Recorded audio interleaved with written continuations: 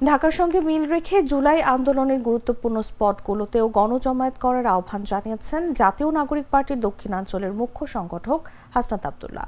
তবে এই গণজমায়েত কর্মসূচি করতে ঢাকা কিংবা সারা দেশের কোনো মহাসড়কে যাতে ব্লকেট না করা হয় সেদিকে নজর রাখতে আন্দোলনকারীদের প্রতি আহ্বান জানিয়েছেন তিনি।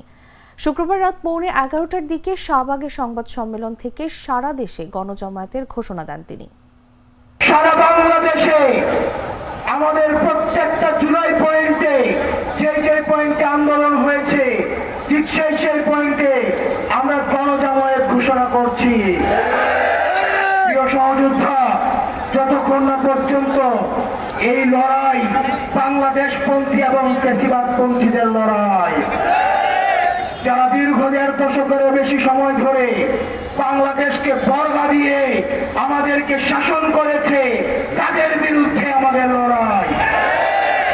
যেই সিদ্ধান্ত জনগণ 5ই আগস্ট নিয়েছে সেই সিদ্ধান্তের আইনগত ভিত্তি প্রতিষ্ঠা করার লড়াই। সুতরাং প্রিয় সহযোদ্ধা, যতক্ষণ পর্যন্ত আমাদের দাবি আদায় হয় ততক্ষণ পর্যন্ত আমরা এই শাহবাগ ছাড়ব না। চকলেটে একাকার হয়ে ওঠা প্রাণ লেয়ার সম্পর্কের মিষ্টি ম্যাজিক।